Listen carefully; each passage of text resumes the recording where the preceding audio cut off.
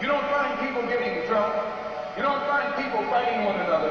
You find everybody trying to get together today under his own vine and fig tree. That's right. You find everybody practicing love and harmony and unity and forgetting all of the things that bring about division or divisiveness among us. And here in Harlem, from the day on in, there's not, most of us out here are really black-minded, frankly.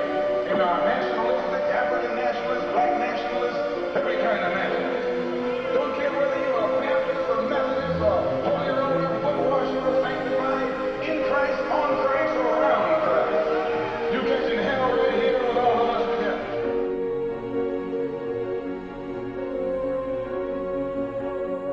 Mr. O'Connor. What is your real name? Malcolm X. Is that your legal name? As far as I'm concerned, it's my legal name.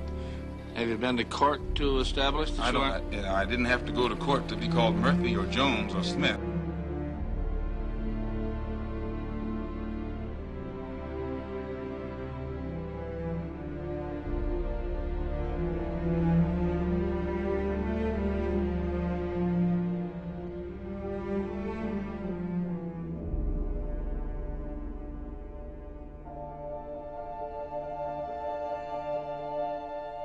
You mean you won't even tell me what your father's supposed last name was or gifted last name was? I never acknowledge it whatsoever. Kidnapped from home 400 years ago. You didn't come here on the Mayflower. You didn't come here in the Queen Mary. You didn't migrate here. You were kidnapped and brought here in chains. Am I right or wrong? Well, you know I'm right. This is the wake-up process. Let us know who we are. Let us know what the names and the language of our forefathers were. Let us know the culture of our own kind. Let us know that we weren't savages in the jungle when the man captured us and brought us here. Let us know that we were civilized.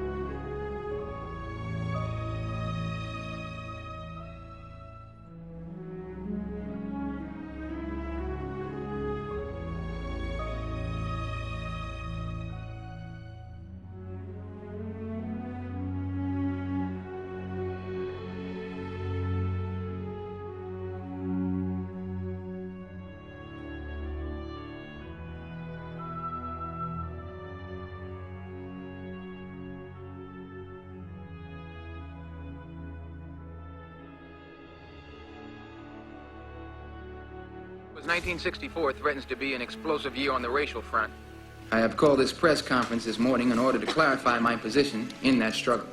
Internal differences within the Nation of Islam have forced me out of it. In the past, I thought the thoughts and I spoke the words of the Honorable Elijah Muhammad. If you recall everything I said, I started off with the Honorable Elijah Muhammad teaches us thus and so. That day is over. From now on, I speak my own words and I think my own thoughts. Now that I have more independence of action, I intend to use a more flexible approach toward working with others to get a solution to this problem. I'm not out to fight other Negro leaders. As of this minute, I have forgotten every bad thing that other leaders have said about me, and I pray that they also forget the many bad things that I have said about them. We must work together. We must find a common solution to a common problem. I'm going to organize and lead a new mosque in New York City known as Muslim Mosque Incorporated. This gives us the religious base and the spiritual force necessary to rid our people of the vices that destroy the moral fiber of our community. Our political philosophy will be black nationalism, which means we want to control the politics of our community. The Muslim Mosque Incorporated will remain wide open for ideas and financial aid from all quarters. Whites can help us, but they can't join us. There can be no black-white unity until there's first some black unity. We cannot think of uniting with others until we have first learned to unite amongst ourselves.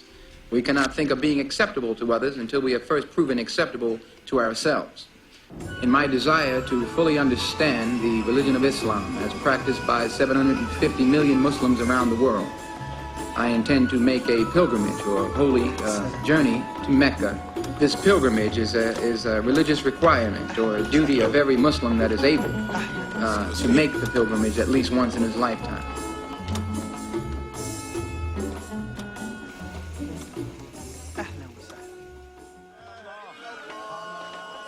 My darling Betty, everywhere I go, I am welcomed as a representative of our people. Our struggle is known and respected worldwide. Coincidentally, there are two white men who follow me around wherever I go. I wonder who they're working for. If I was a betting man, I'd say the CIA. What's your guess? Today I arrived in Arabia. I have never witnessed such sincere hospitality and true brotherhood as practiced here in the ancient home of Abraham, Muhammad, and the great prophets of the scriptures.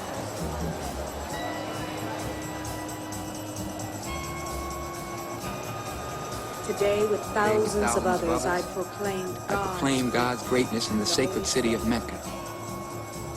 Wearing the ihram garb, I made my 7 circuits around the Kaaba. I drank from the well of Zamzam. I prayed to Allah from Mount Arafat. It was the only time in my life that I stood before the Creator of all and felt like a complete human being. Assalamu alaikum wa rahmatullahi wa barakatuh. Assalamu alaikum wa rahmatullah. Assalamu alaikum wa rahmatullah. Assalamu alaikum wa rahmatullah. Now you may be shocked by these words, but I have eaten from the same plate, drunk from the same glass, and prayed to the same God with fellow Muslims whose eyes were blue, whose hair was blonde, and whose skin was the whitest of white. And we were all brothers, truly. People of all colors and races believing in one God and one humanity.